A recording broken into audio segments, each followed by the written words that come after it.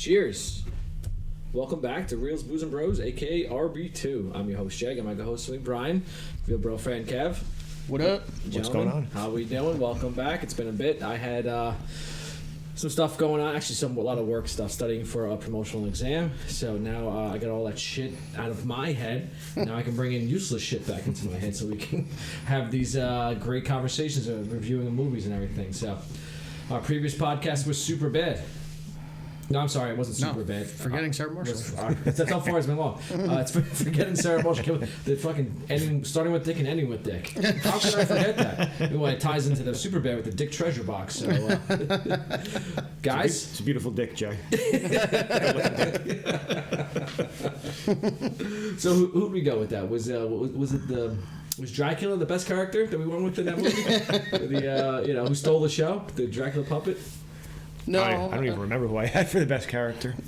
No, we didn't put him in, but that's a good option that we should have put in. We should have put him in there. I did have that. I know. Well, he's Die. It's not the brother though. No, he's not. Is the brother playing Dracula? David Hayter. No, yeah, no, he's that, not. No, he plays Van Helsing. Oh, okay, all right, yeah. He takes it a little too far. But yeah, I had Hayter. I think was my best character of that. Yeah, Hayter was great. I like the. Look at me, I'm on the moon. The Zoom meeting and stuff. So. I think in that movie, we came up with everybody but the two main characters, like Siegel and what's her name, Kristen Bell. Everybody else was fantastic in the movie. Yeah, so it was like the three. Well, I guess the four of them: Kristen Bell. I guess Mila Kunis and Russell Brand. Russell Brand, thank you. I was gonna say Aldous Snow. So I remember that. Well, Mila Kunis and Russell Brand were both good in the movie. Yeah, but I'm saying, like, it was those. That four right there. Yeah, you can burp on the podcast. we know we're drinking beer. So I think my vote probably went to Kunu. Kunu, yeah, that's right. P.O.P. Yeah, so means Chuck. Moving on, let's go to the beer we have for the podcast. I don't have. It's a little interesting here. I decided to change it up today. I didn't go with the booze can. I actually have this little avatar thing going on. We're gonna test this out how it is. So it's the camera's facing me, but it's like me and God, I look handsome. in like cartoon world. So anyway, Brian, you brought this from Cape May Brewing. It's called Ties the Room Together. I'm still drinking my other beers. So I'm sorry. Yeah, Brian's drinking a double head high from Kane, which I had a sip of, which I love that one. It's very delicious. So that was great. So, Kev, how about Ties the Room Together? Why don't you explain this one, since Brian... All right, yeah. So it says it's a white cream stout. If it says on the back, it's coffee beans, cocoa nibs, nibs, and lactose and vanilla. So it basically, to me, it tastes like a sweet milk stout. It's very good though. Actually, now I haven't even looked to see how strong it is. Oh, it's an 8.5. God damn it! All right, but anyway. Oh man. All right, so yeah, it's a nitro milk stout, I guess, whatever the equivalent is. But yeah, I mean, it tastes really good. I like milk stouts anyway, so this is enjoyable. But Jay's just making faces at the camera. He's testing out the avatar. I'm testing out because you can see like how with my face, it doesn't keep up with my movements. My mouth moves. I don't know what to do with my hands. The eyes, stuff like that. Yeah, I don't know what to do with my hands. For me, this beer, I like it. It's while I'm drinking it, it definitely tastes like a stout. It's not. It's like it's not as heavy. Not as heavy. Thank you. It definitely more of on the milkier side of the stout. The other host. Coach Shane would love this. He's a big stout fan. So yeah, he's a fan of this. We've had it before. Has he? Okay. Yeah. Probably on that. So all right. Now, moving on. Today's movie review we'll be doing Kingsman: The Secret Service, the first one in the trilogy of this. I think there was something else, like a cartoon. It was a comic book. It was a graphic novel first, I want to say, or something like that. After, I can't remember exactly. So, all right. Background. Was it just called the Secret Service or something like that? I can't remember. Yeah, I don't remember either. So, Kingsman: The Secret Service is a 2014 action spy comedy film directed by Matthew Vaughn from a screenplay by Jane Goldman and Vaughn. The first installment in Kingsman film series, it is based on the comic book The Secret Service by Mark Miller and Dave Gibbons. See, the film follows Gary Eggsy, Unwin's Taron Egerton, recruitment and training into a secret spy organization. Eggsy joins a mission in brutal and comedic fashion to tackle a global threat from Richmond Valentine Samuel L. Jackson, a wealthy megalomaniac wanting to deal with climate change by wiping out most of humanity. Colin Firth, Mark Strong, and Michael Caine play supporting roles. All right, that's what I got for the little background there. So let's go on to the critic reviews. Rotten Tomatoes, 75% on the tomato meter, 84% audience score. IMDb gave it a 7.7 out of 10. For Metacritic, the Metascore was a 60 out of 100, and user score 8.0 out of 10. That's what we got for the reviews on both of there. So, gentlemen, what do we think? Brian, what you got for this? Your reviews and your thoughts. For me, I'm pretty much right along with like the user score, like an 8.5.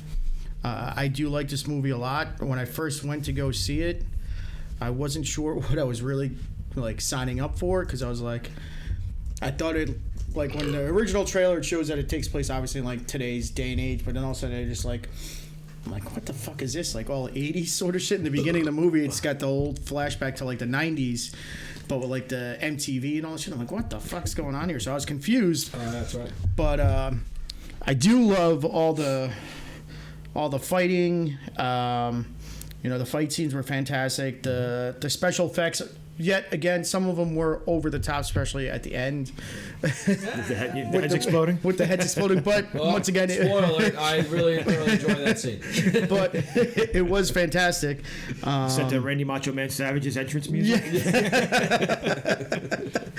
But the other thing that I do really like is that it had a cool story, because it's something like we've all seen spy movies, but you never really get to see the beginning of like the origin of how they become the spy. So it was like, a spy school, like in training to learn to become the spy. So I thought that was cool, a different perspective that we'd never really seen in a movie before. So at least that I could recall. So like you see James Bond, but he's already the spy. Jason Bourne already the spy. Like they're already that level, so you don't know what it takes to get to. Yeah, the closest one would be Daniel Craig when he's beating the shit guy in the bathroom, and he said, "I don't know why I promoted you to 007 in Casino Royale." Yeah, that's the closest you get. But other than that, because he's still on a mission, kicking ass. He's just not 007 yet. So, Cav, your thoughts? I'm a little higher on this movie. I would say probably closer to a 9 for me. 9.9? Huh? No, not 9.9, but okay.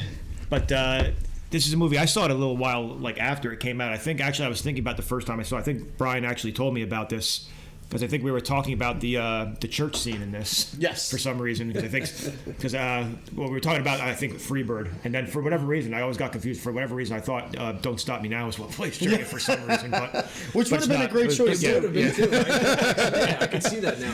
But Freebird was a fantastic choice. I mean, it's sometimes overused, but still, this was great. I remember at some point we were out somewhere and he brought up the scene. It's like, I've never seen that movie. I know, we're locals. Oh, okay, all right, well, fair enough. Locals are but local then I was like, bar. I need to see this. So I watched it, and I liked it so much that basically as soon as it was over, I was like, all right, well, there's a sequel. I'm going to watch that too. See how that goes. And the sequel's good too, but not as good as the first one. But I agree.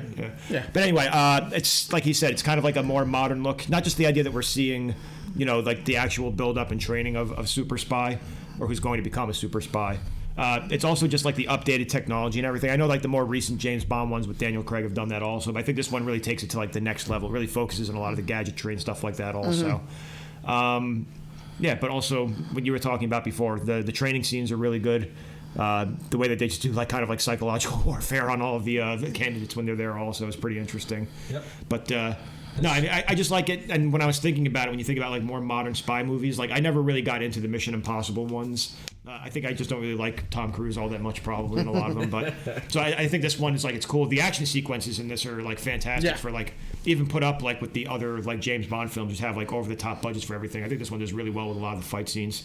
Even the early one in the bar that Barroom when you're Brawl, watching, baby. you're like, oh, holy shit, this is going places. That's when I knew this movie's gonna be good. There's gonna be some shit right here. Like I said, I was a little nervous because the beginning I was like, what the fuck just happened? And then all of a sudden it's Muhammad Jihad and shit like that. And then it and then it picks up, and then once it gets to that 15-minute mark, you're like, oh shit, you're on for a ride, and it pretty much keeps you at that pace for the most part. Yeah, exactly. I have to agree. I think I say this every time. I almost forgot how good and entertaining this movie was. I say this every time we go back to these movies because there's just so many going on. But it's from start to finish. Just like I said, they mentioned the movie. This is kind of like the other Bond movies. It's just like our like to mention our other Bond podcasts we've done. It's just like them. But I like this a little bit better than the older Bond movies, as opposed to what we're doing now. And I'm a fan of a movie that has a super villain in it. Yeah. So, and I love how Samuel L. Jackson played the super villain. I could do without the accent, without the list. The list. Yeah. He could have done something else. I don't know. I think I enjoy the list on every. Well, there's a reason why for I guess behind the scenes for why they decided to do that. I don't know if we want to do it now. Just wait for that. I'll wait to BTS. Oh, right. look, I got to follow. Shane O'Mac is now following us. I think Shane O'Mac. Let's say that was our co-host there, Real Bro fan Shane. Shane, if you get joining us on the podcast, we're drinking a stout. This is to you. This is ties the room together. If you're able to. Cape May Brewing. What up, bitches? Nice first time. Woo! So, I'm on the internet. yeah. I'm on the line. Yeah. I'm on the line. Ma, hang up.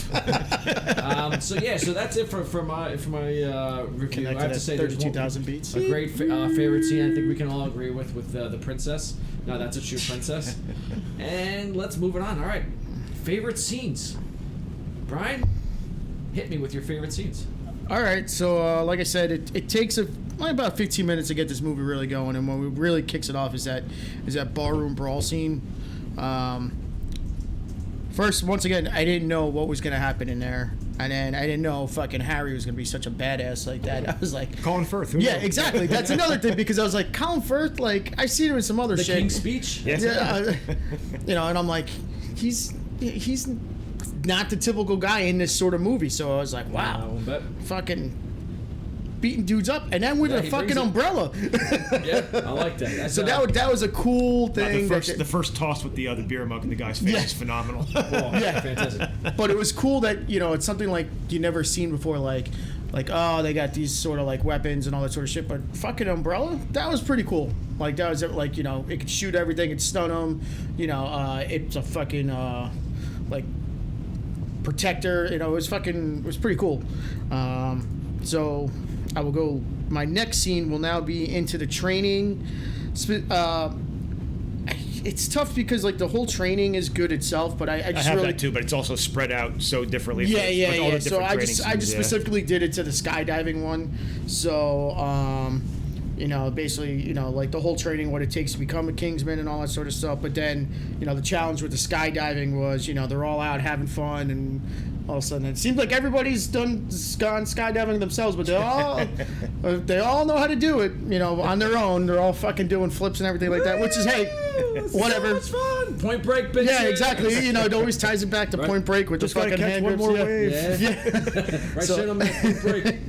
So whatever, but that then all of a sudden Merlin throws the curveball in there. Someone's parachute is doesn't have it, Motherfucking Merlin. and it was cool to see how they were all like freaking out in a moment, like, oh shit, what the fuck do we do? And then the one kid's like, fuck it, I'm out, just like fucking pull the cord. But then how they eventually get down, and it's just Eggsy and Roxy at the end, and he's like, oh, set a new record. 300 feet. You'd be dead. Yeah, oh, without a doubt. So At least a broken leg. something, By Eggsy. anything. They wouldn't be laughing on the ground, is what you're saying. Not one bit. Something called a PLF jump, where you're actually supposed to go down. I forgot what the acronym stood for. Even when there was the slower parachute, and they come out when they open at an airborne, you're supposed to land and kind of like tuck and roll with your legs like this, going like kind of. Yeah, I got it. Yeah. So it's like that parkour they do in the movie. So it's kind of like that. You got to parkour the ground and roll and shit like that. Parkour. You get there. So anyway, go ahead, Brian. I'm sorry.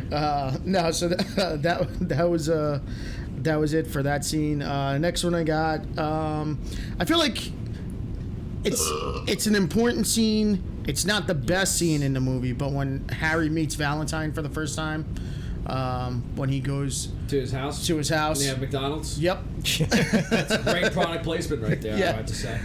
Thank you for this happy meal. That's one happy meal. But I just like how they're they're basically just kind of like sizing each other up. Like obviously he knows he's the bad guy and he's up to some shit, but Valentine's just trying to figure out who the fuck this guy is. So, trying to figure out all this spy shorter shit, and they're going back and forth to the spy, stuff. So I thought that was pretty cool. Like you said, you got the McDonald's in there. What does he say? Something with like some 1917 wine or he pairs that, and he's like, oh, you can pair a Twinkie with yeah. 1917 thing also, or whatever. 17 Chardonnay or something like that. It's like, what the fuck? But it was. I mean, like, hey, just obviously shows like. I tried. But it also. You sound like saying it. But also, try that fucking whiskey from 1852. Obviously, with that pile of shit over there. Obviously, he's not phased about it, so he just rolled right off the tongue. Just shows you where he's at. Listen, it's like being at the White House when you win a championship when Trump's there. Everyone gets free McDonald's. Yeah, I love McDonald's. So, all right, I'll leave it at that scene, and then I'll go to when Harry and Eggsy go to the tailor shop for the first time. Well, I guess it's technically the second time. This is when he's getting into. Yeah, he gets actually tailored for his. Yeah. So once again he runs into Valentine there. So that was like, oh shit, now he knows who he is. Yeah. So they know shit's going down. But then after that part, he takes Eggsy into the other room, and it just shows him all the cool shit in there, and it's just like. Yep. You're like you were saying before, like all the gadgets and everything in there, and you're just like, fuck, it's funny. Man. He points at the things that look like iPads. You're like, oh, well, those are kind of outdated. Yeah. Technology used to go a lot slower. But that was pretty fucking cool. Give me your best German salute. Yeah. For the Nazi symbol. So an aristocrat. Yeah. So that was pretty cool. You see all that sort of shit in there. So I like that scene. Then obviously leads right into the church fight. So. You get a beautiful sermon. Very passionate. From the pastor. Comes straight from the loins. Yeah. I felt it from the bottom of my sack. But so that's when they're testing out the first with the V chip that they have. And they don't even know if it's going to work on everybody. And it fucking goes hardcore and works on everybody. And then once again, Harry becomes this fucking badass and is fucking killing everybody fucking left and right. And holy shit, that was so fucking cool. Like, that's one of the best fight scenes. Like, one man taking, I was like him, like John Wick, Liam Neeson, fucking like right there. That's in my like dudes just fighting people, middle-aged men fucking up other dudes who never. But like once again, we said Freebird was it, and then all hopped up on goofballs. Yeah, Freebird's in the background, and then you made it when you do a parody of it, and then fucking Family Guy did it. So he fights the chicken. No, you never saw the Family Guy parody? No. Meg and Chris do it in school lunch, and they fucking kill everybody. No shit. And they do the same thing with like the flag at the end going through the guy. Yeah. No shit. It was so awesome. Oh, we'll watch it later. Oh, we're gonna we're gonna definitely YouTube it after this. Okay. So then after that, I got my final scene is like Eggsy saves the day. So that final, I guess. It's tough because is it like the final 10 minutes? It's a little longer. I have ending sequence from basically the plane landing. Yeah. So when they first get there, final 10, 15 minutes. It's a long end of the movie. Long ending. You think this movie's like over I don't know 2 hours. what you can pick apart from anything. Unless you want to say basically maybe once the heads explode, I guess. All right. So no, but basically I love him running through the hallway after he he's already snuck in. So he's going back to the plane and he's running through the hallway. Yes. And he's just fucking killing everybody left and right. And he's doing all these. Because the other dude who failed out found that he was. Yeah. And he ends up fucking him up, and then he's like. Yeah, and then he ends up running through the hallway, killing dudes left and right, and then all of a sudden he thinks now he's stuck, and then he's like. Well, no, doesn't he? He gets to the plane first, then he has to go back out. No. Isn't that when he gets stuck? No. I thought he got back to the plane with Lancelot and got the gun from him. He went back to the plane with Merlin after he hacked into the mainframe. But then they said because they had the backup, then he has to go back out. I thought he got stuck before that. I thought he got stuck after that.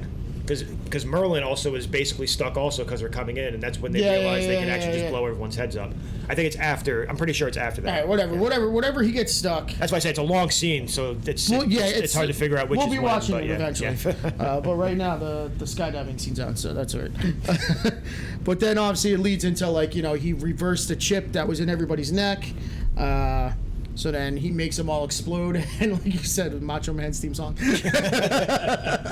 I just wish like Merlin was in the back. Yeah. Just, like, Bone saws. but The Swedish princess is Miss like, Elizabeth.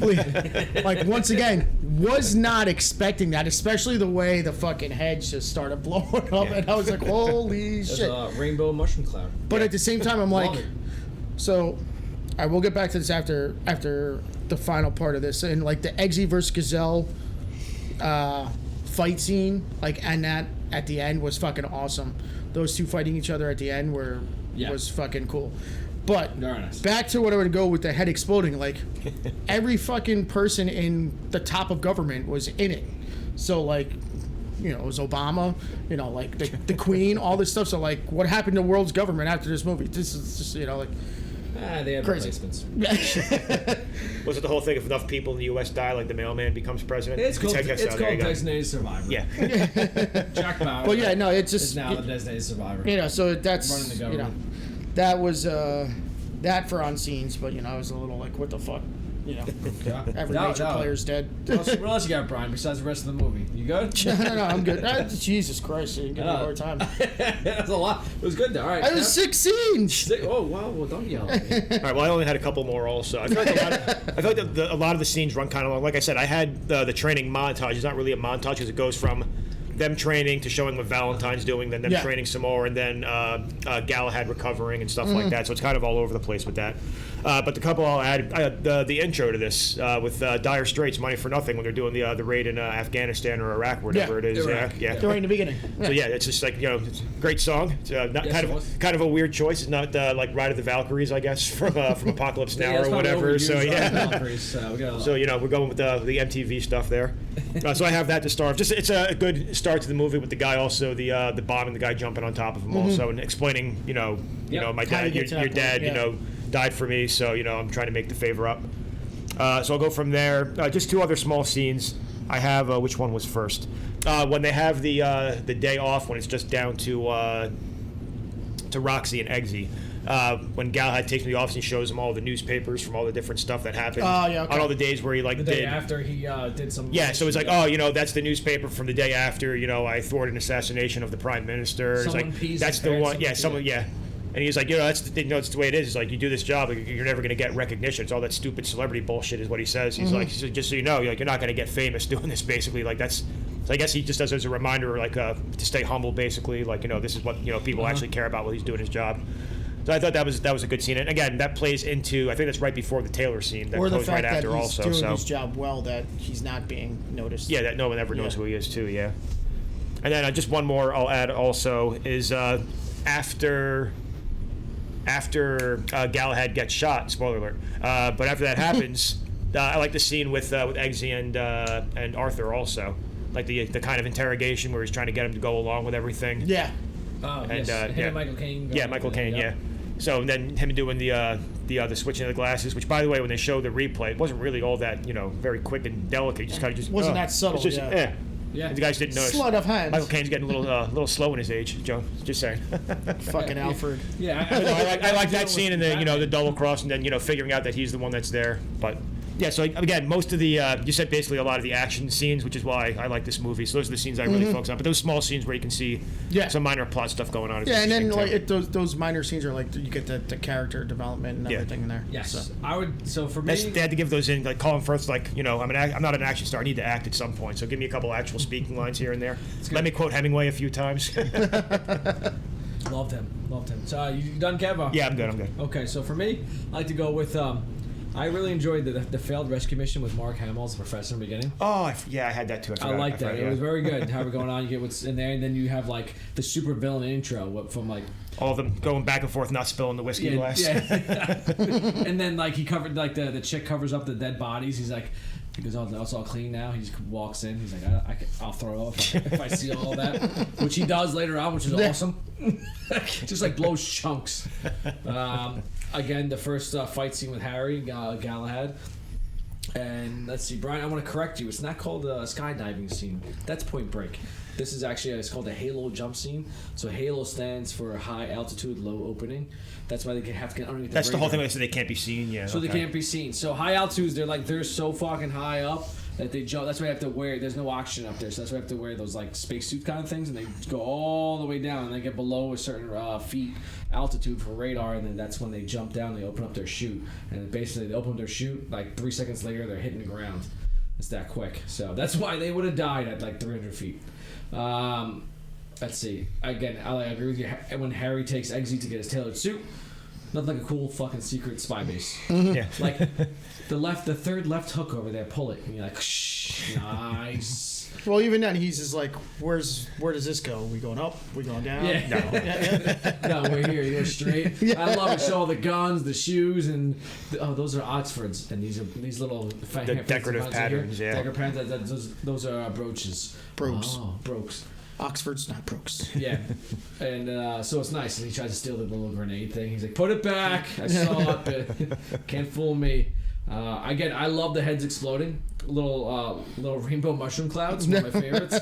I enjoyed that, and So unexpected. It was yeah, so you're right. great. It was fantastic. Everyone's going off in sequence. Pew pew pew. Get All one right. down the line. It was like a domino thing going on. Yep. And then I enjoyed the mid credit scene with Eggsy returns to the bar as a full-fledged Kingsman, and he tells his mom, "Let's go back home. I got a thing for you." He does the same thing as Galahad did. Harry did. He pulls hits the beer in the face of the stepdad or whatever the fuck he is. And my only regret is I wish he would have kicked the shit everyone else. But that didn't happen. So we move on. That's what I got. I don't want to go too much in, but it was tough to find scenes as opposed to other ones. There's little small things like that. This movie was very well pieced together, edited together. It was just tough to find like good moment scenes here, so I didn't have as much. There's a lot of really short, like quick scenes too that are like funny. Like the one scene after he thinks he got kicked out, he goes to confront the stepdad, and then the windows just roll up on him. Like it's funny and it's interesting. Yeah, but it's like 30 seconds. He's like, "Oh God damn it, let me out!" Yeah, it would have been nice if he actually would beat the shit. He probably would have beat the shit out of him there. He's been able to. I would love to see that. He's like, "Fuck!" It didn't happen. Then I like to see, back to the scene where he's talking to the princess. He's like, "I gotta save the world. You save the world, I'll give you my asshole." So he's like, "I'll be right back." So I'm like, "Yeah, good for him." Gotta save the world, love. Yeah, and things like that. So small little things, and then like what was it? Another one where him and Harry are talking about the where his dog died. He didn't shoot the dog to make it, and Mr. Pickles? Yeah, and I see him every time I take a shit. You sick bastard! You killed him and had him stuffed? Yeah. And another small scene was when they come in and they have like the glasses. They have the quick meeting with all the other Kingsmen after Lancelot died. So it was good. All right, now moving on. Favorite quotes. Brian had a lot. Kev, why don't you go with some favorite quotes on here? Again, I'd say this is a little tough for me to find some favorite quotes. Yeah, it's not a very quote heavy movie, but it's more action. Yeah, without a doubt. So, Kev, out of the archives, what'd you pull? All right, so I have really early on from that first fight scene, "Manners maketh man." You know what that means? Let me teach you a lesson. And then right afterwards, it's like, all right, we're gonna stand around here all day, or we're gonna fight. So that's my first two as well. That's when you know shit's gonna happen right there in the movie. So those are my first two. All right. So I like.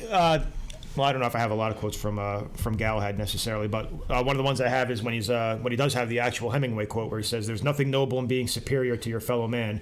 True nobility is being superior to your former self." So nice little motivational quote. Yep, I had that one. Just the idea about always trying to make yourself a little better every day. So I feel like pretty that's good. you. That's all about you. That's Kev right here as the English professor.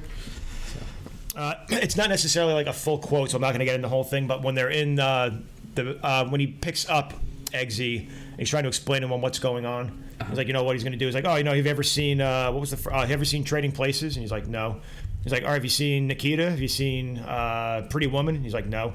And he's like, it's all about this idea, like, you weren't born with a silver spoon, but, it doesn't have to be the path you're on. We can change. He goes, like My Fair Lady. And he's like, oh, all right, well, it's a little unexpected, but okay, yeah. Trading Places is a fantastic movie, by the way. Merry New Year! Beef jerky time. Anyway. For $1? Anyway.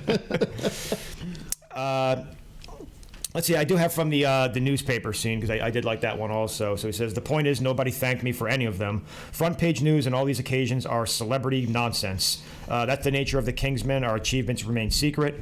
A gentleman's name should appear in the newspaper only 3 times: when he's born, when he marries, and when he dies. So I thought that was a good one also.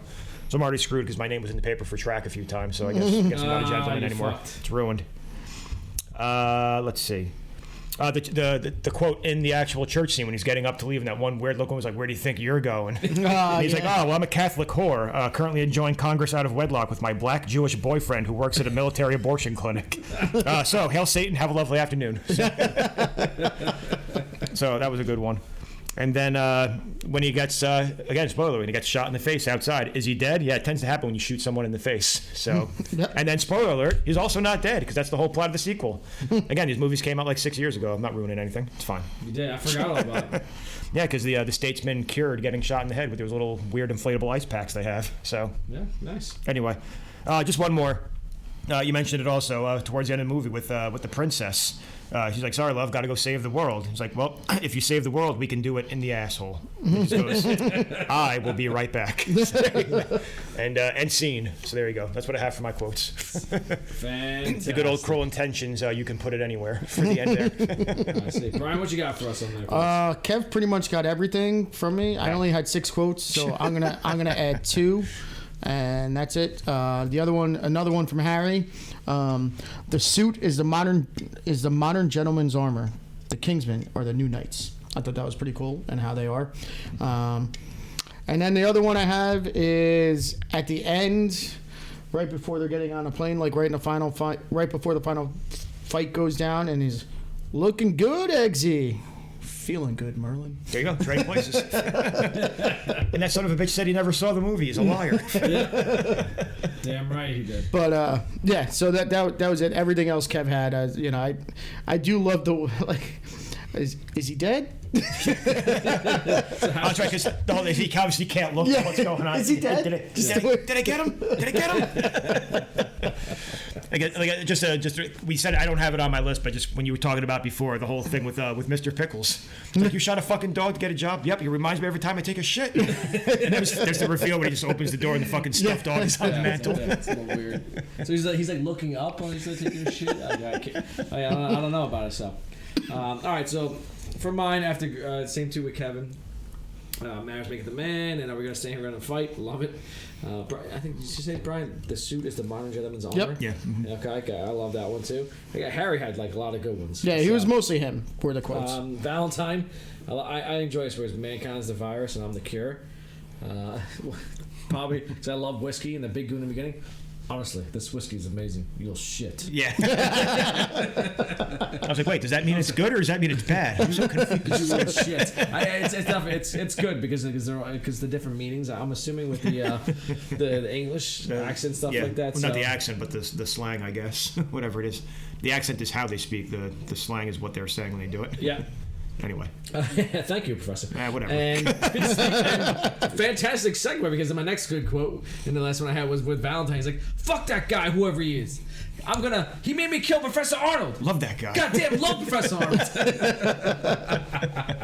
So that's what fucking Christ. That's what I had for quotes. And yeah, rewatching this, I completely forgot Mark Hamill was even in this. I was like, holy shit, what's he doing here? Yeah. I wish you would have had a diabolical laugh in there at some point. It would have been nice. Yeah. But no, you get so much, so. Yeah. You mean Samuel L. Jackson? No, I meant Mark Hamill. Mark Hamill had a good one on there. All right, on that note, we're going to go and take a break. We'll be right back. And we're going to go to beer. We're finishing some some of the scenes.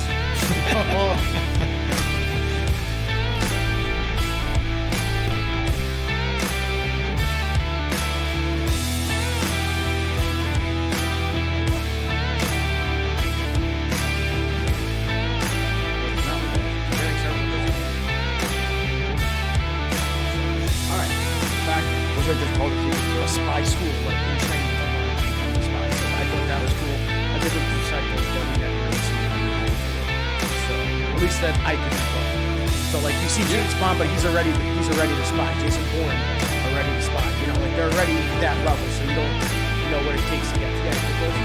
Let's go back to Point Break. There, my life decapped in Harry did. He pulled the. It's not necessarily like a full. No, the decals he came.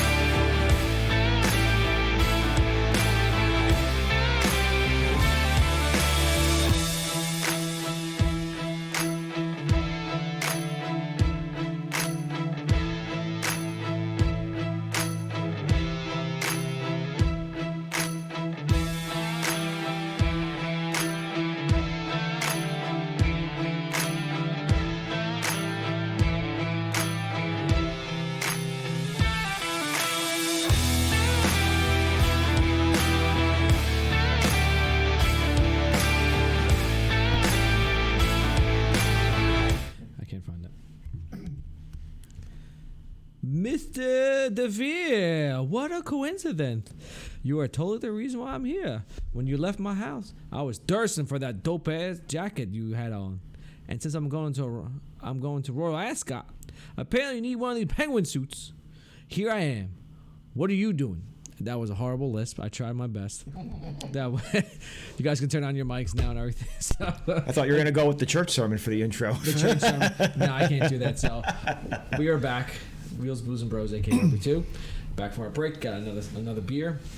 Hopefully Brian has got another tangent while I drink my beer through that tangent. And here we go. I don't think you even turn your mic on. You turn your mic on? It's on. Oh, okay, making sure. I don't think the rest of it. One of our good Twitch mates over here, followers. Jay Weezy says best line in the movie is when that chick is locked up offers him anal to be rescued. And he got a little BTS for us. He says, little known fact, the code to unlock her cell door is 2625, which spells anal. Fantastic. Fantastic.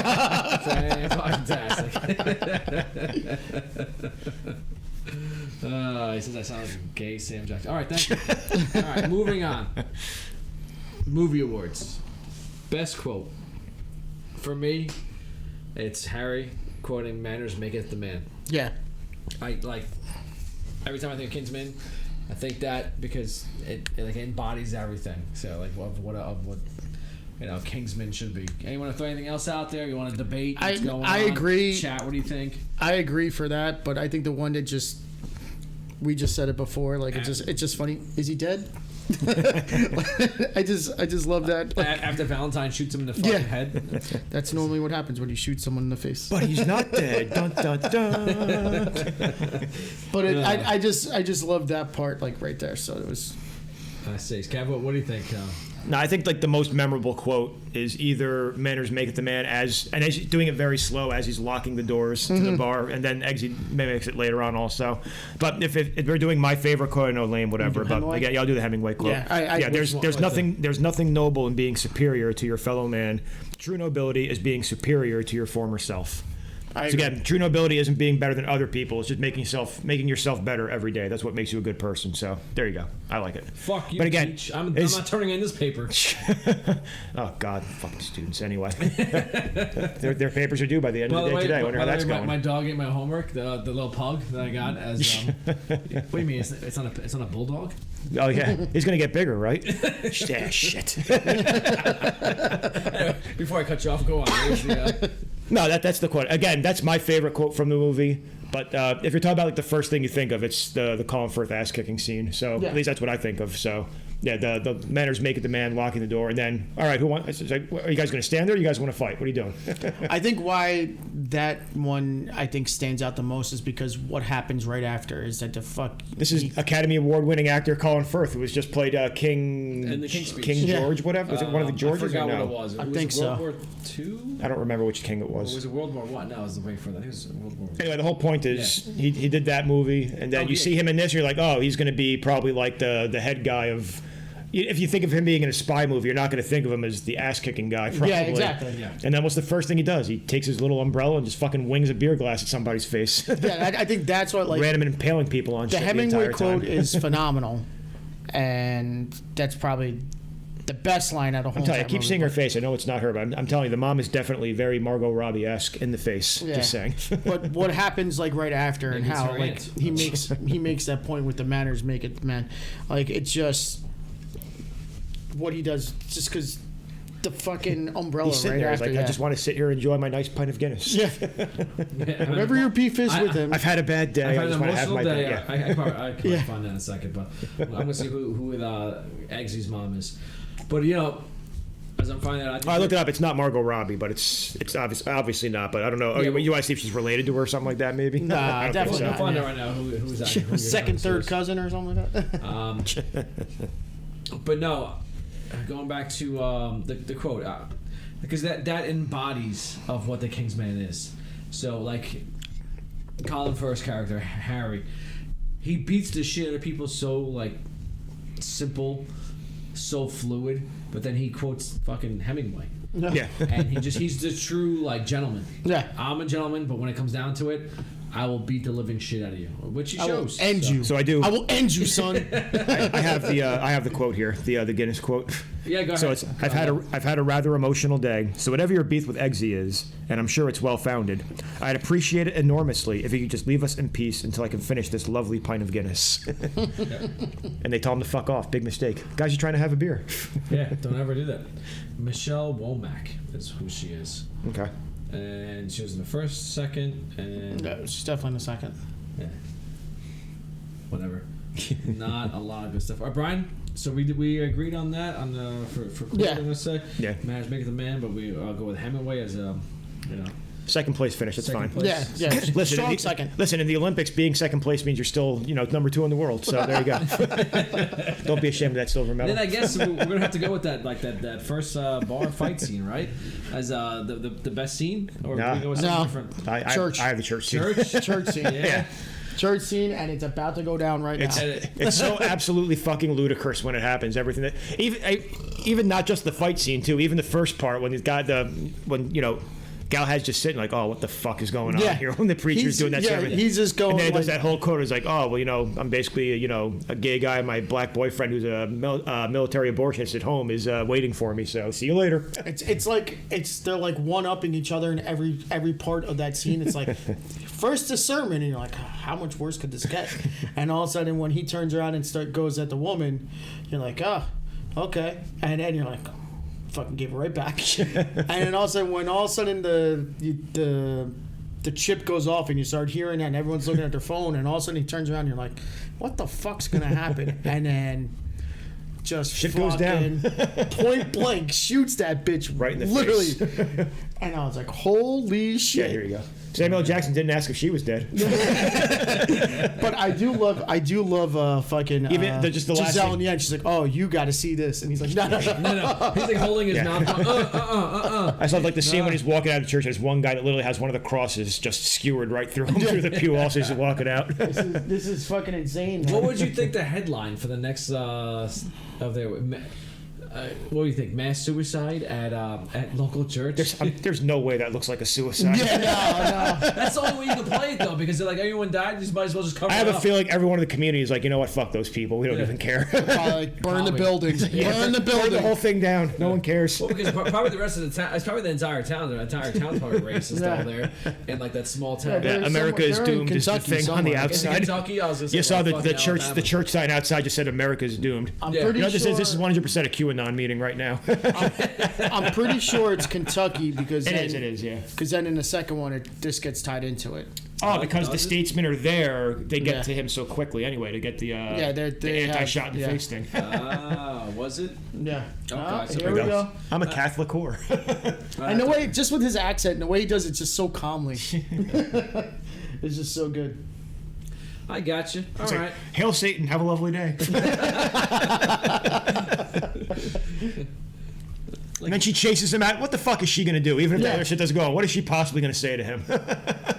Yeah. Try to get Actually, whatever. and plus, at the beginning of the scene, they're like, Giselle's asking, "Are we far enough from it? Like far away enough Yeah. from it?" No, we're good. Are you sure? We're good. Are you sure? Yeah, we're good.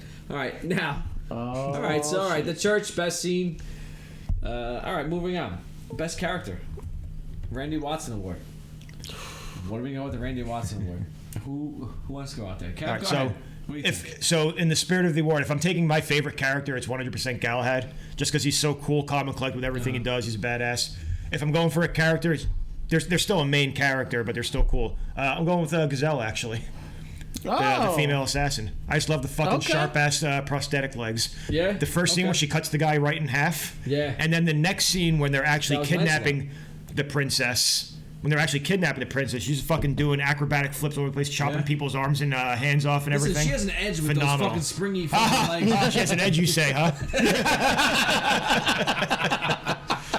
No, I think she's Well played. She's a great secondary she's like the great. We talked about Samuel L. Jackson's a great villain. She's like Yeah. a great henchman for Yeah. The villain. She's like the odd job to I was gonna Goldfinger. say, I'm thinking she's doing an odd job. Yeah. Is she crushing golf balls? Yeah. Fucking... She probably fucking could. She'd probably cut it in half with her legs. Yeah. So there She you go. does throw golf balls at her. She fucking cuts them. I've been imagining they threw in the movie. Just watching that scene where it's the scene where the princess is like saying, "I'm not going on." They end up kidnapping her, and the other guys like start to shoot. She's calling guards. She's just help. fucking doing like somersaults and flips, yeah. and just hacking shit up. She's like a fucking dodging spinning bullets. Yeah. Yeah, she got some fucking springy legs. No, Yeah, so like that. my favorite character is still Galahad, but in the spirit of war, if we're going for like a character, I mean, she's in the movie a lot. So she's not really a lesser character, but I think she's cool as She's shit. in a lot, but like very little as for a comparison. Yeah. I like that actually. I didn't think of her as one of those. So Brian, what do you think?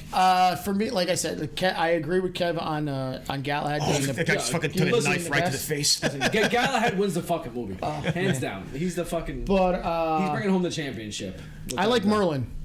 Yeah, I had him as my. I like my Merlin. one That, also, yeah. that was who I went with. I loved Merlin. Fucking 'Cause flamethrower lighter. The reason why is that this is where you scene see is so fucking all the nuts. gadgets in the scene. So, all right. So for Merlin, he's always played bad. A lot of his movies, he's been like a bad guy. And I just love to see him as a good guy. And he's like behind the scenes. He can do a lot of this, like be the actual agent on front, but he's more of like a back end guy. And like a He's a tech guy. And that's what Merlin is. So when you think of the Knights of the Round Table, like he'll fight with you, but he was like Arthur's main advisor, and he was the one that knew how to actually tell the knights and everything where to go and what to do. And the sorcery is probably the technology. Why he's hacking, handing out the weapons. I do like the scene where Eggsy comes into the plane at the end. He has like his fucking M4. His assault rifle, and then Eggsy's like, "Give me this." He's like, this is mine. Yeah, that's great. No. Yeah, Yours is over there. I was like it. Also, it's like so like out of place for like spy movies after Eggsby. No, Eggsby, that's his name. But anyway, Eggsy, sorry, Eggsby, whatever. Yeah, something where like he shoots. There's the other one. Yeah, something where he shoots a bunch of people, and he just goes, "Oh, that's fucking great." It's like good fucking shot. It's like so out of place for like cool, calm, and like collected like spy movies. Basically, he's like, "Oh fuck yeah, you did that." And then he's also kind enough when he sees no, it is Princess. Yeah, when he sees the Swedish princess's ass on the camera, he's like, "Oh, I don't need to watch this. We don't need to see where this is going." Oh my! Eggsy, what are you doing? Oh my! That was a nice booty. Jay Weezy likes to say Sam Jackson. He's a billionaire black guy with a lisp and dresses well. That's his favorite character. Thank you. Need to know. Probably hung like a chimp's arm. Very fantastic. Thank you for bringing that up on us.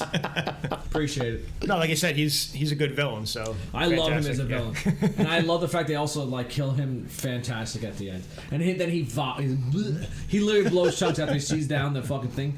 What is it? The chick's leg? Yeah. Or prosthetic like knife. Javelin through his fucking chest. Fantastic. Edward Scissorlegs. Worst character, Adrian Balboa Award.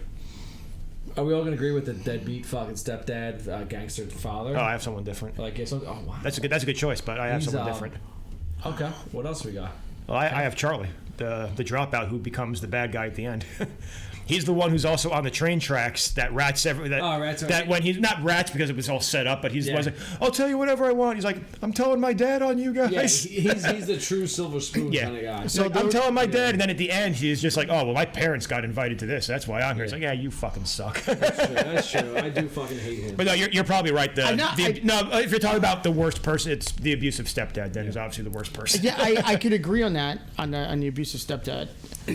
And it's just like, but like that's his thing. Like he's not only that, but he's like a gangster in there. So like you kind of get the background of what his character is. But I think the one like Charlie had to be like somewhat of an asshole. So like I get it.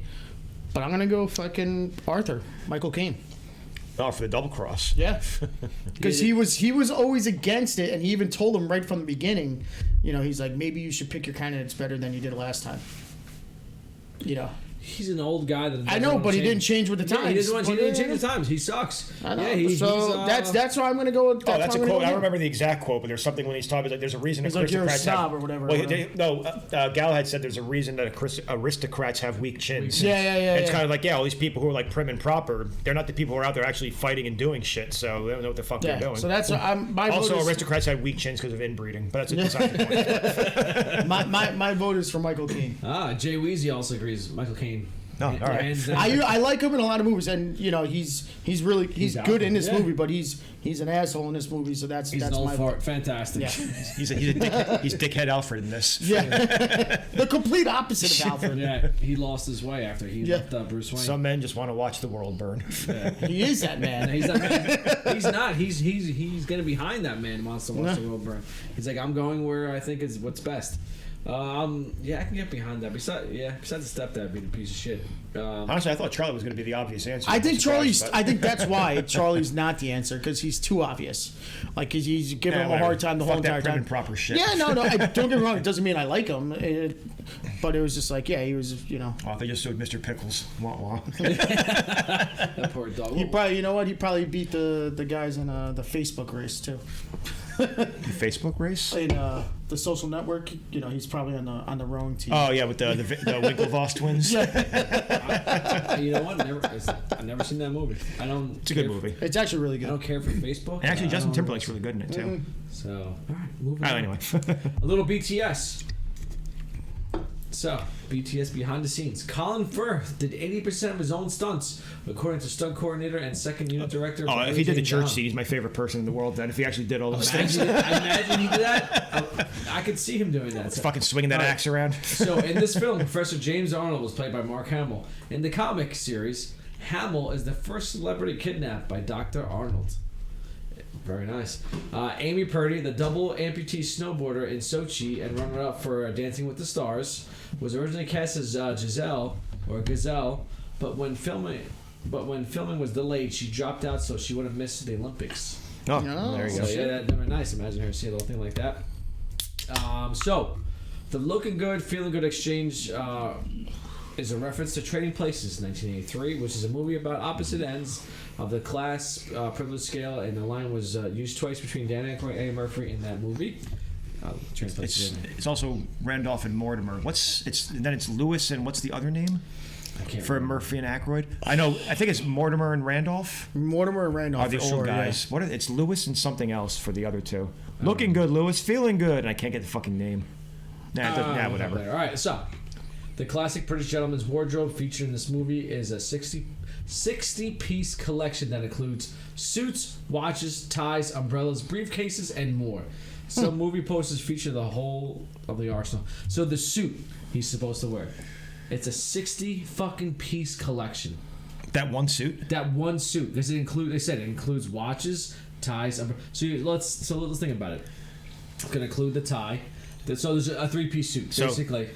Jacket, vest, shirt, undershirt, tie. I'm not having all 60 pieces here. This is fucking weird. Let's think about it. Does each sock count individually? No, probably pair of socks. Yeah, pair of socks, pair of shoes. Pair of shoes. Probably stirrups for the socks to go up for the pant leg also to connect. Probably. What else? Whatever underwear he has. So maybe I don't think it would count like something. Belt. They wouldn't count that either. Belt, and maybe like Listen, 60 is a big number. I'm just trying to think what the fuck he can have on. So underwear, fucking like an ascot, like a little like a handkerchief thing going on. When he talks about the signet ring, maybe the signet ring is part of it. Yeah, the cufflinks. Going on. They kind of could probably go 1, 2. So They know it. It's just it's probably. Is there anything else that goes with a tie along around the neck, or just I can't think if there's anything else fancy that might be for that. Do you think if they get those things? An ascot, but they won't wear that. Don't they have they have the vest, they have the shirt? Don't some of the suits have like a lapel that goes down the middle also, like almost? I don't know what you call it. It looks like a bib at a fucking restaurant, but it goes straight down like a white thing that gets tucked in also. I don't have no idea what it's. I know what it is in my head. I can see it. I'm not probably describing it right. It looks like a white sheet that like goes over the shirt and through, and then tie goes over it. I can't think of what it's called though. That's only one piece. Anyway, 60 pieces is a lot. Yeah, Jesus Christ. they said a briefcase, an umbrella. Oh, so it's all the accessories. Accessories as well. Maybe one of those top hats. Most likely. the glasses. The glasses could probably be another one. Maybe like a wallet, chain. Maybe if you have the watch, like a chain watch. Going on, stuff like that. Probably has a watch. He probably has he probably has a gold like a band or something. Something around his wrist. Guaranteed he's got to have something. What a fucking 60 pieces is a lot, yeah. What are they, contact lenses at this point? I have no fucking clue. Like, what else could you think we're going to Suspenders? Hair dye? Suspenders? No, because if you're not going to wear suspenders, you have the belts. You have to do one or the other. Yeah. Maybe they do both. Maybe that's what fancy people do. Maybe that's why their assholes, their ass crack's not showing. Maybe with the suit, there's an overcoat for the suit also. Yeah, okay, an overcoat going on there. See, chat, got anything else going on? I don't know. That's but Gloves, you may need them. Would the buckle, gloves? would the buckle be with the coat? So would the buckle be separate for the belt? Belt So and like a a different belt buckle also? Yeah. I don't know. I don't know. I don't think belt buckles was. I think that's just like a what about one of those Texas little, that's just like Texas, one of those little that's definitely a us thing. one of those little chain walls with the spikes on it that they sell at Spencer's? Maybe one of those. chain wall fucking go, hanging from the back pocket to the front, clipping on. That's the modern day pocket watch. They also have. They have like the cigarette lighters too. Maybe they can count stuff like that. So that and a probably a cigarette case. So maybe a cigarette case, maybe like a pipe going on. I'm trying to think of another. I mean, if it's that place where they do it, maybe they consider the handgun to be part of it also. I don't know. I don't know what 60 pieces. The pen. The pen? Yeah. What's money? I have no. The pen or the handgun? I don't know. What's fucking. Listen, the point is, we're all going to take a field trip to Europe. We're going to find this store and be like, "What the fuck are you guys selling?" What's 60 pieces considered wardrobe for the gentleman's wardrobe? We'll save up for the trip, and then we'll save up $1 million to actually buy whatever the fuck 60-piece suit from England costs. All right, so. According to the Gentleman's Guide on this film's official website, the rules of Kingsman Gentlemen's are as follows. Number 1, a gentleman never tells about conquests, private matters, or dealings. His business is nobody else's. So whoever you banged, whoever you did not bang, whatever else is going on, you keep it to yourself. Number 2. I felt like conquest, like conquering the Ukraine. I thought that's what the conquest was these days. Oh, easy there, right? Whatever. I'm the bad guy. Listen, I quoted Hemingway, so I'm good today. All right, so number 2. A gentleman doesn't clash in public with enemies or exes, or worse, with out-of-fashion contrast colors or styles. So that's like the Crips and Bloods. You can fight people as long as you're representing. That's what it is. As long as you're wearing your red or blue. I know, but it has to be in fashion though. So let's say what is it? Like after Labor Day, you can't fucking wear beige pants or whatever. Yeah, you can't wear white pants. you start fighting in public. Like, bro, you're fucking done. It's like, listen, the fighting is bad. You get arrested by the cops. Like, look, fighting is bad enough, but you're wearing fucking white pants. That goes against gentleman code. That's an even worse fine. Yeah, that's like that becomes like 2 years in prison. That's all. All right, number 3. A gentleman is always happy to serve, whether it's opening the door, picking up the bill, or merely calling a taxi next morning, asking for help, and he cannot refuse. All right, I don't know about that. I ain't pick up no shit. Bill. All right, number 4. A gentleman never reacts to rudeness. He pretends he doesn't recognize it and moves on like it never happened because it never should have. I'll punch you in the fucking face. Call me out. Number 5. A gentleman is always on target with witty remarks, interesting facts, and conversation starters that bring the best out of everyone. I can agree with that. The witty remarks, why not? As we stated earlier. Are you going to make fun of me for being away to burp again? We don't have to do that. No. Yeah, about that. But I was actually going to give you a compliment. That's when I said when she had those prosthetic legs. And then, I can't remember what I said. And you're like, haha. Oh, when you said it was, what'd you say? Oh, God. You said it was a shark, but it was something like that. She had like an advantage or something like that. It's the beer. I forgot. Anyway, so moving on. It happened a whole 5 minutes ago. We can't remember. And number 6. A gentleman asks non-invasive questions to keep a conversation going and attention focused on others. He makes them feel like the most interesting person he's ever met. Whether that's true or not, interesting new Kingsman Agent Eggsy follows none of these. I feel like I'm a Kingsman on this podcast. I can't remember when you're saying that. I can't remember what he says to the girl in the bar. None of them are doing very well. This champagne tastes like shit, doesn't it? Oh, that's what it is. Yeah, champagne tastes he's like, no, seriously, it tastes funny. Then all fucking knock the fuck out. So let's go. I'd have to say it's like, if you're really trying to get that woman to go to bed with you, I should recommend trying Rohypnol. So you saying it's roofie? You tell me it's roofie. Plain simple. All right. BTS. Anyone else got any BTS going on here? The one I had when you were talking about Samuel L. Jackson being a good villain, when they were pitching this movie, he was the first one that they had in mind to actually play the villain, apparently. Uh-huh. And he actually said he always. So this ties into, if you've seen Unbreakable, the whole thing that he's the villain in that also. Yep. But he said he always wanted to be a Bond villain. He said it was always the coolest thing, but he's like, I don't think they're ever going to pick me to be a Bond villain.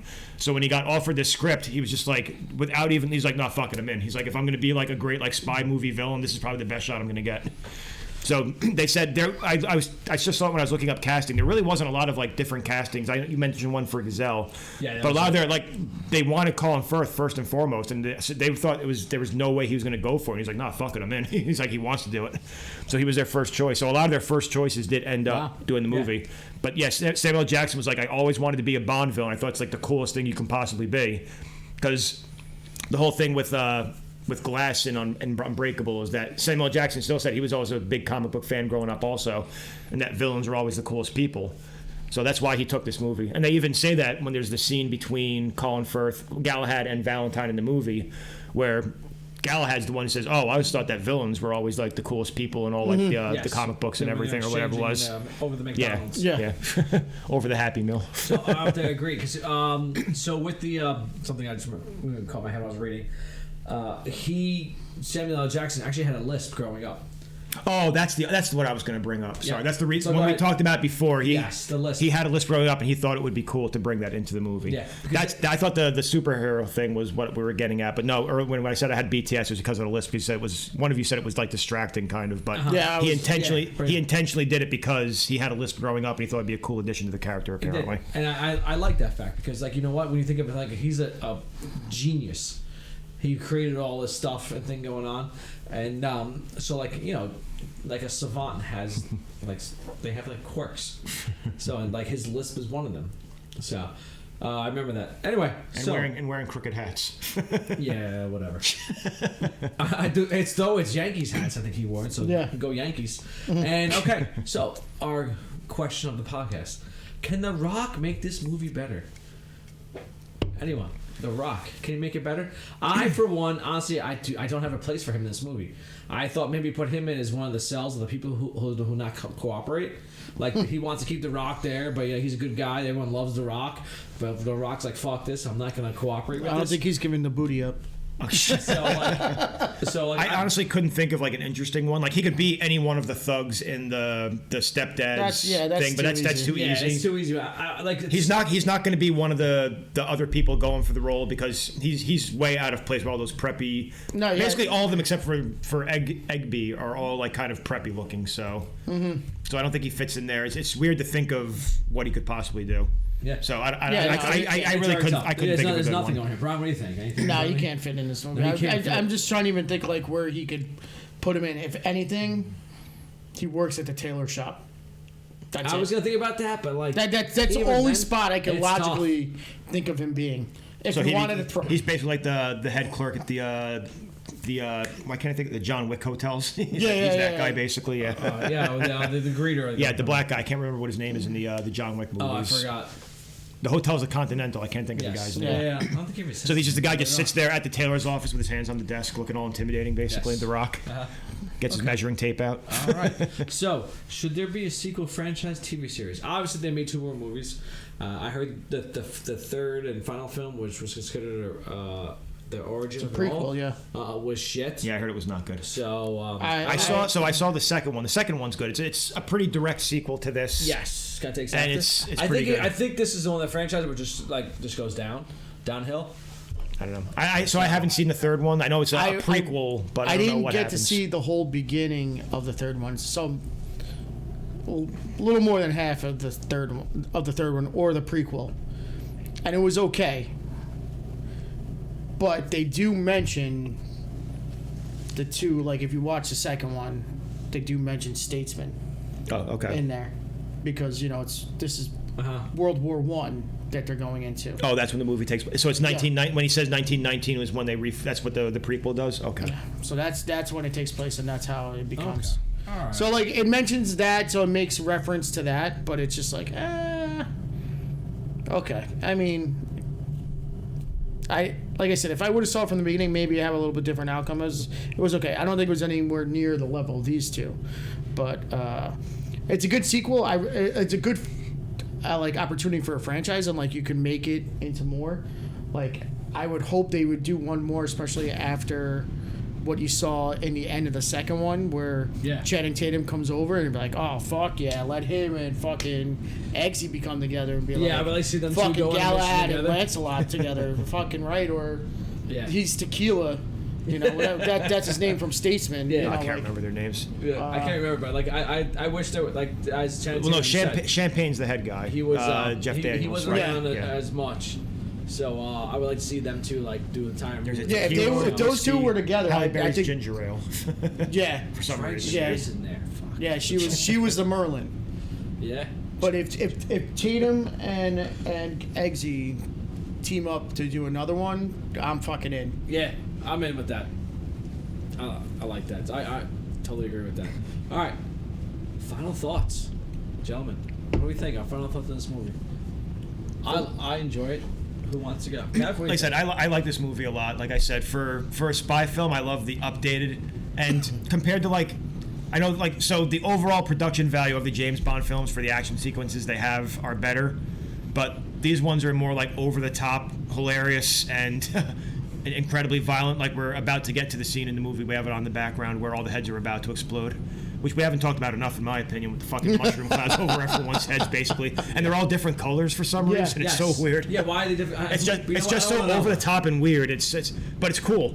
But I was wondering. I was trying to look up what this movie was rated. I was like, did they have to do that because everyone's head blowing up would be an even different rating? But it's already rated R, so it doesn't really Yeah, fucking yeah, matter. So I don't even know. NC-17. Yeah, but it's an over the top action movie. The action sequences work. It's like smart, funny. Colin Firth is like a cool, calm, collected ass kicker, and it's always funny to see that also. So it's a great movie. I love this movie. Like I said, I'm going a little bit higher just because I love how over the top it is at times. So Yep, Brian. I pretty much agree with everything Kev said. This movie's really good. It's like an 8.5, almost a 9. Everything, the action is fantastic. I think the fighting sequences are top notch and some of the best we've seen in some of the movies.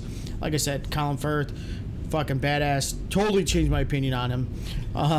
especially hearing he did 80% of his own stunts apparently. Jesus. Exactly. And the fact, like that church scene, like I said, that goes down in one of the fucking greatest one-man ass kickings I've ever seen in a movie. So that's probably like in the top 5. It's got to be, So,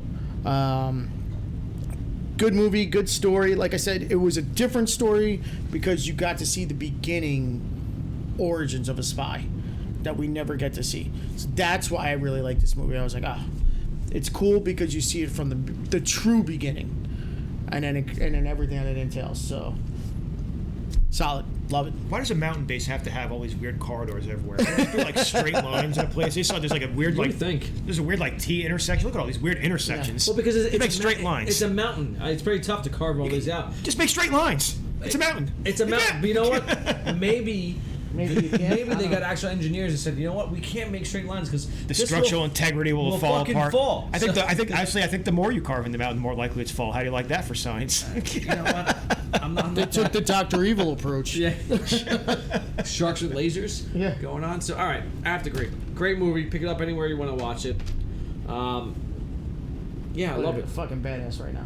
That's all I can say. I enjoy this movie as this franchise goes downhill after this. I haven't watched the final one, but we'll see what's going on. I'm going to finish this up real quick because I got to pee. Watch the movie. Enjoy it. Thank you for tuning for us. All right, jump too far ahead. All right, and that's it for this episode. Thank you for tuning in on the chat, and thank you for joining us there. Next episode will be Boondock Saints. Because we're getting ready for St. Patrick's Day, ladies and gentlemen. We're very excited for this. Oh, kid Rambo. I love that movie. I can't believe you used my fucking cat. And other shit that's going on. I'll just have a Diet Coke then. All right, so if you want to be part of the Reels, Booze, and Bros, aka RB2 podcast, check us out on our website. You can find us at reelsboozebros.com. And you can check us out on our Twitch channel. That's where you're on right now, RB2 Podcast. Follow us on all social media and all that good stuff. And that's it for us, ladies and gentlemen. Cheers. We'll see you then.